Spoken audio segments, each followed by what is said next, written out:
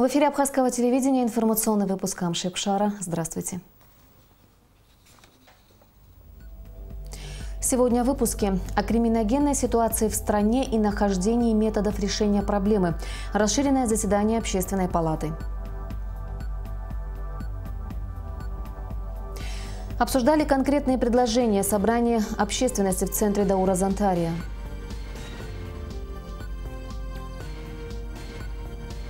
Выпуск с ВОКу. Ряды абхазской армии пополнились молодыми офицерами. Сегодня Общественная палата Абхазии провела внеочередное заседание с участием президента Рауля Хаджимба. На заседание были приглашены генеральный прокурор, руководители силовых структур, депутаты парламента и общественные деятели. Главная тема встречи – обострившаяся в последнее время криминогенная ситуация в стране и нахождение методов решения проблемы. В обществе в последнее время неспокойно. И неудивительно, что именно Общественная палата инициировала такую встречу. Открывая заседание, заместитель секретаря Общественной палаты Даниил Уберий обозначил несколько пунктов того, что, по мнению членов палаты, необходимо сделать для улучшения ситуации. Так как в Абхазии нет соответствующего всем требованиям места лишения свободы, было предложено провести переговоры с Российской Федерацией, чтобы преступники, совершившие тяжкие преступления, отбывали срок наказания в российских тюрьмах. Подключить к работе участковых представителей гражданского общества, создать так называемые народные дружины и, наконец, вести грамотную кадровую политику.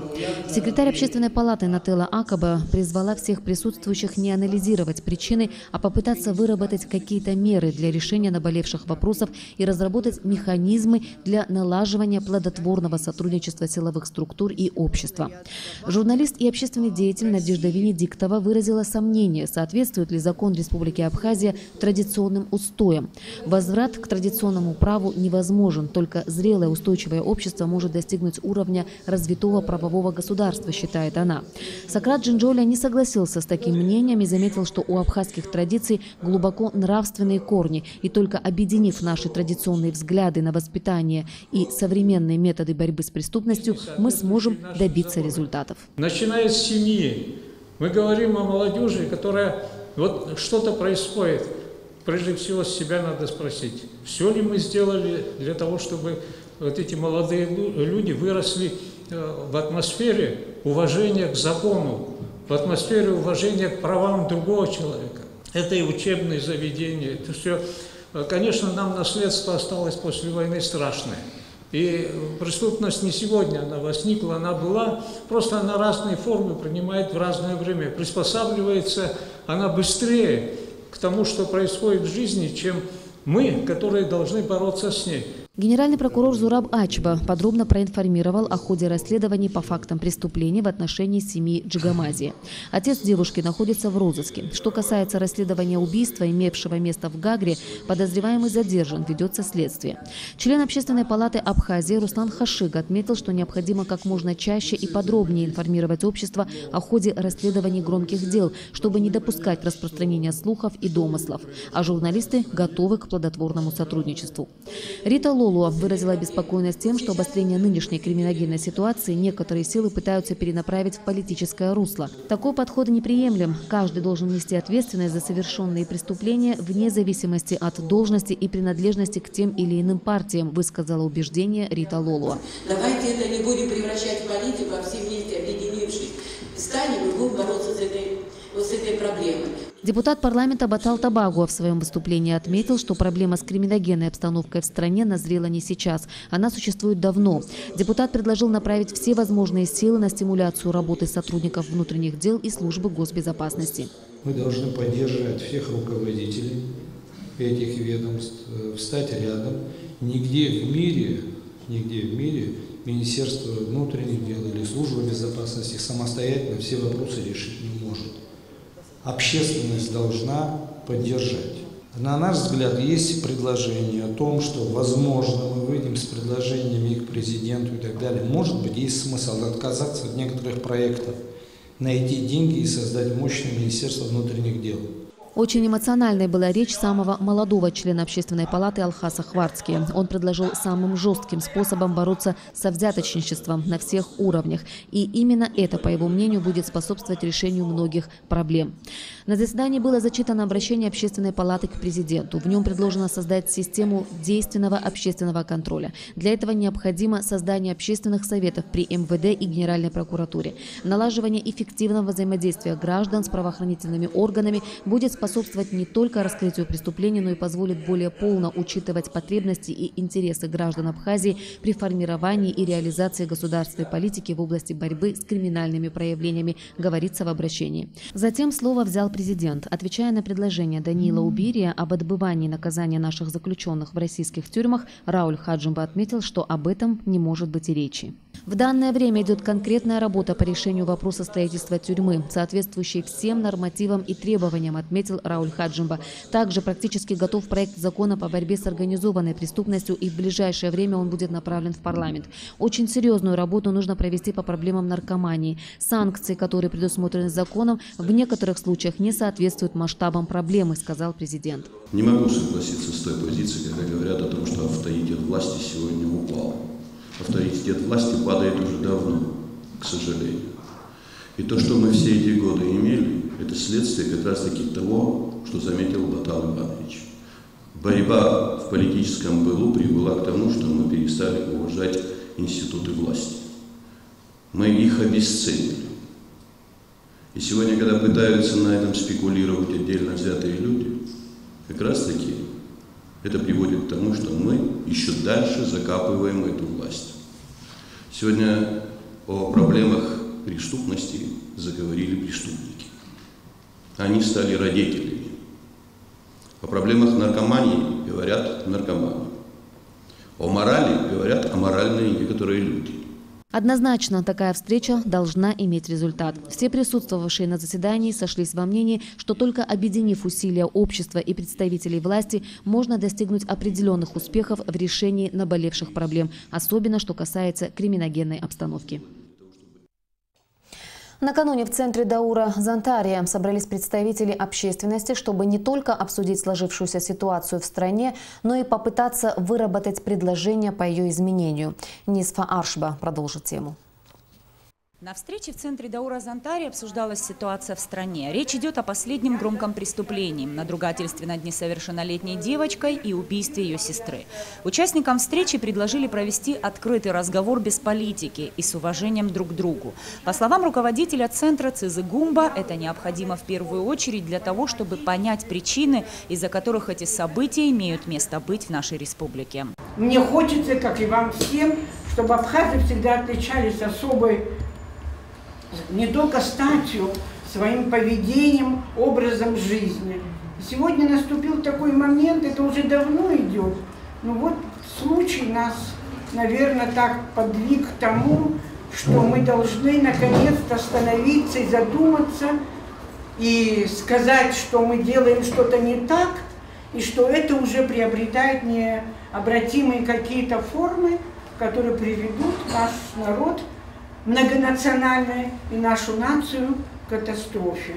Организатор встречи Циза Гумба постаралась пригласить людей, мнение которых в нашем обществе имеет значение. С сожалением она отметила, что не все откликнулись на приглашение. Главный вопрос, что делать, звучал не раз. Чаще говорили о том, что, живя в небольшой, но в многонациональной стране, где все вроде бы понимают и знают друг друга, происходят страшные преступления. И, возможно, путем диалога удастся объединиться, не разделяясь по политическим, религиозным и иным взглядам. Ситуация неординарная. И к ней требуется совершенно другой подход. Не такой подход, по которому мы решали свои вопросы все послевоенные годы. Сегодня народ стоит перед гибелью. Конечно, меня будут ругать, и он, может быть, вы, что он уже постарел, он уже подурнел, он уже не понимает, что он говорит и так далее. Всякое могут говорить, но запомните, так мы долго не протянем. Глава Совета старейшин Абхазии рассказал собравшимся о том, какие меры организация предпринимала, чтобы успокоить общество и дать возможность соответствующим структурам расследовать преступления.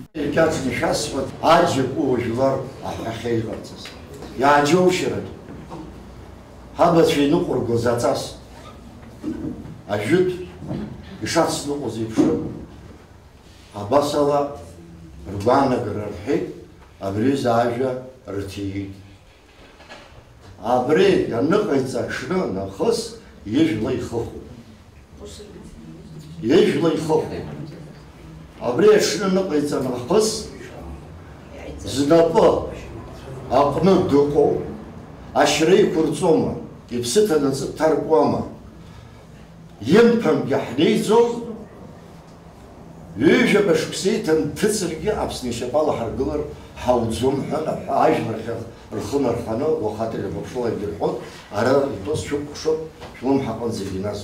Когда произошли преступления, которые всколыхнули всю страну, общественность требовала законности, помощи и поддержки от государства. Откликнулись и депутаты парламента. Проблема правоохранительной системы очень серьезная. Они идут еще с советских времен. Если говорить вообще о милиции, вот я постараюсь в двух словах об этом сказать.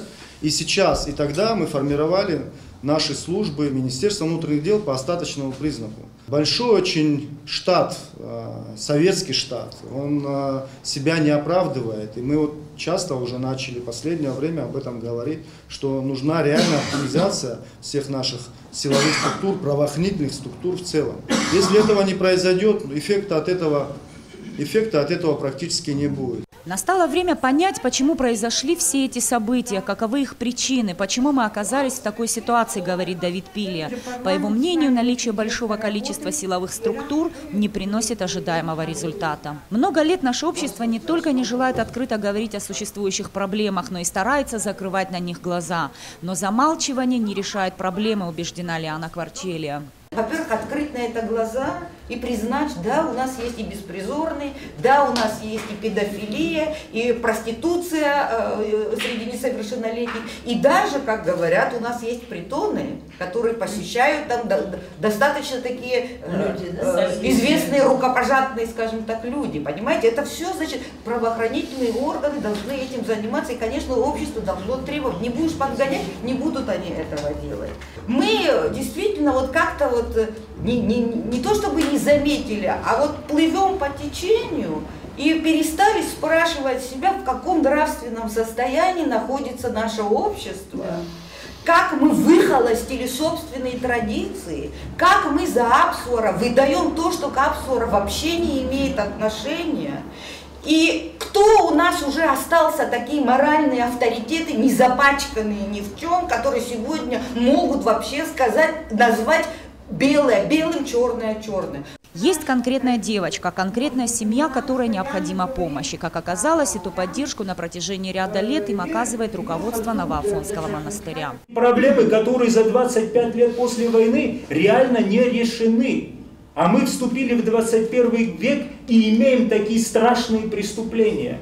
И что дальше будет? Давайте объединимся все вместе. Мы представители религии, общественности, наши старшие в лице Совета старейшин. С мнением священнослужителя депутат парламента Батал Тапаго не согласился. По его словам, не все так плохо в государстве и необходимо видеть положительное.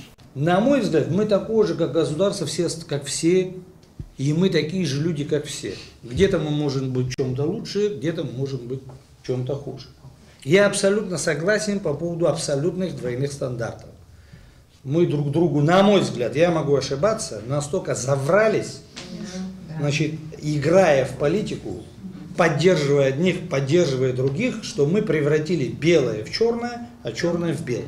По мере разговора градус обсуждения повышался. Участники встречи высказывали свое отношение к случившемуся. Так называемых преступлений чести становится все больше. Только за последний год произошло несколько убийств женщин. Без суда и следствия родственники лишают их жизни, ссылаясь на законы Апсуара. Встреча длилась несколько часов. Участники выразили надежду на то, что правоохранительные органы проведут объективное расследование, и лицо, совершившее особо тяжкое преступление, будет наказано по всей строгости закона. Нисфа Аршба, Астамур Гожба, Абхазское телевидение. На все поднятые общественностью Абхазии вопросы сегодня ответил президент Рауль Хаджимба, выступая на расширенном заседании Общественной палаты. Выступление президента смотрите сегодня в нашей программе. К другим новостям. В Женеве прошел 40-й раунд международных женевских дискуссий по безопасности и стабильности в Закавказье. Абхазскую делегацию возглавил министр иностранных дел Даур Кове. На дискуссиях основное внимание традиционно было уделено работе над выработкой совместного заявления о приверженности к неприменению силы, которое послужило бы важным шагом на пути к подписанию юридически обязывающего соглашения о неприменении силы между Грузией и Абхазией и Грузией и Южной Осетией как основной цели женевских дискуссий. Принятие совместного заявления о приверженности к неприменению силы, проект которого был одобрен всеми участниками женевских дискуссий в первой рабочей группе, вновь было сорвано из-за неконструктивной и бескомпромиссной позиции грузинской стороны. Об этом сообщается на официальном сайте МИД Абхазии. Ряды абхазской армии пополнились еще 8 молодыми офицерами. Выпускникам Сухумского высшего общевойскового командного училища вручили дипломы. Традиционно торжественное мероприятие прошло в парке боевой славы в присутствии военнослужащих, а также родных и близких, теперь уже бывших курсантов СВОКу. Алика Трапш продолжит тему. Для 8 выпускников Сухумского высшего общевойскового командного училища этот день особенный. Ведь им вручат дипломы государственного образца о высшем профессиональном, гражданском и среднем военном профессиональном образовании. В начале мероприятия военнослужащие возложили цветы к мемориалу славы. Затем почтили память павших героев минутой молчания. После состоялось торжественное вручение дипломов выпускникам. Товарищ генерал-лейтенант, лейтенант Ладвила для получения диплома прибыл. Курсанты 4 года обучались военному делу в СВОКу. Аля Самаба уверен, что они получили необходимые знания, чтобы применить их на пользу своей страны. Сегодняшний день не только для меня и для всех выпускников, это очень главное, наверное, в жизни то, что мы проходили за эти 4 года. Этот трудный путь мы прошли как-то все вместе. Бывали моменты, когда нам хотелось уйти, но все равно мы дошли до этого. Будем служить своей республике, своей родине. Важно отметить, что в Сухумском высшем общевойсковом командном училище курсантов обучают по методикам и стандартам российских военных училищ.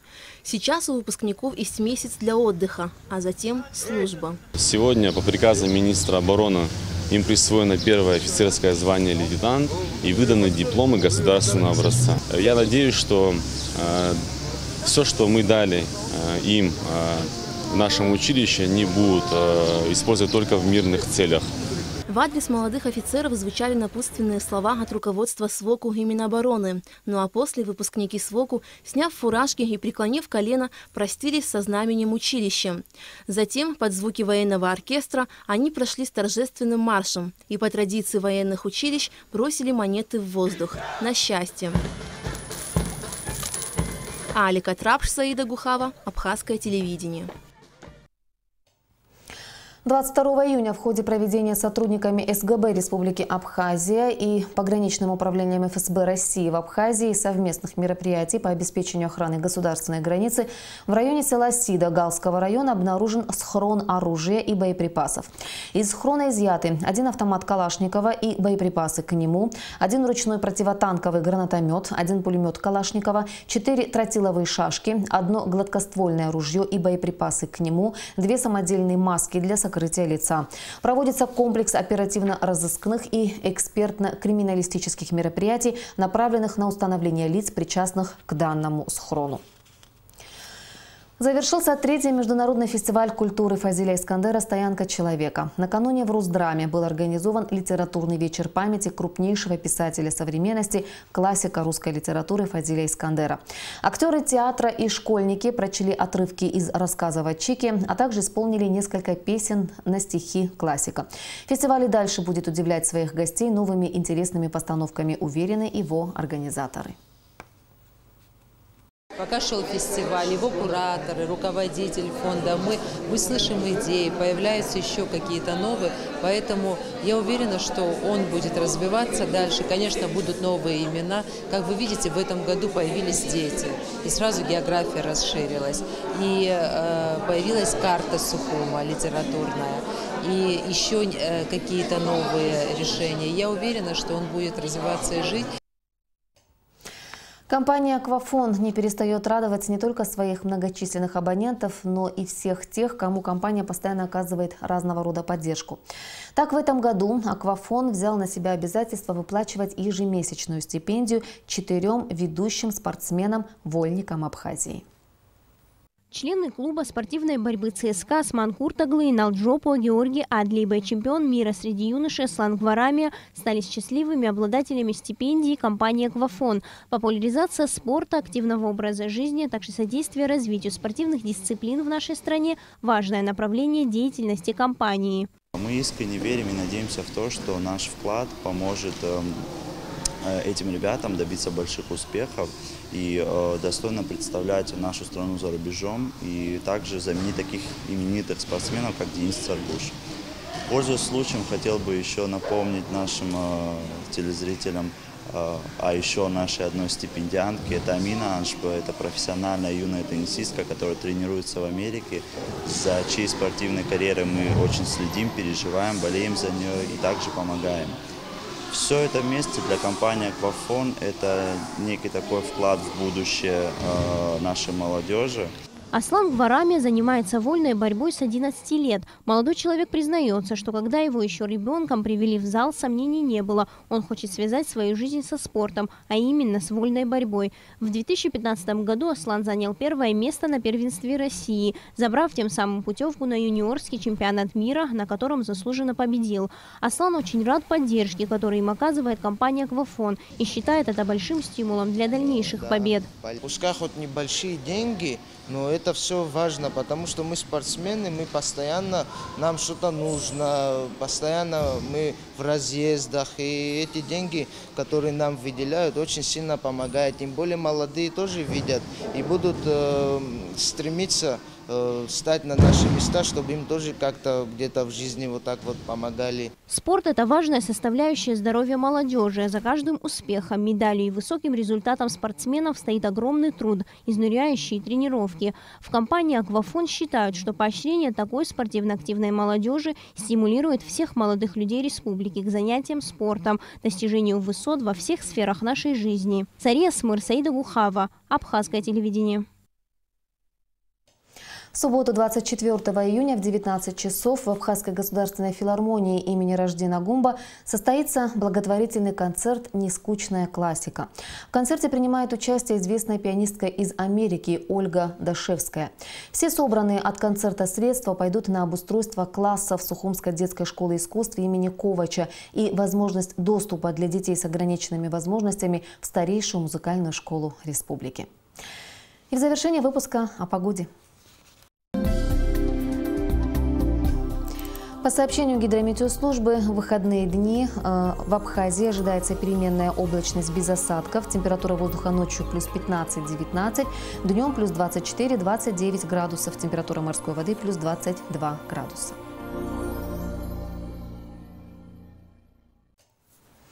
Информационный выпуск завершен. Я прощаюсь с вами. До встречи в эфире.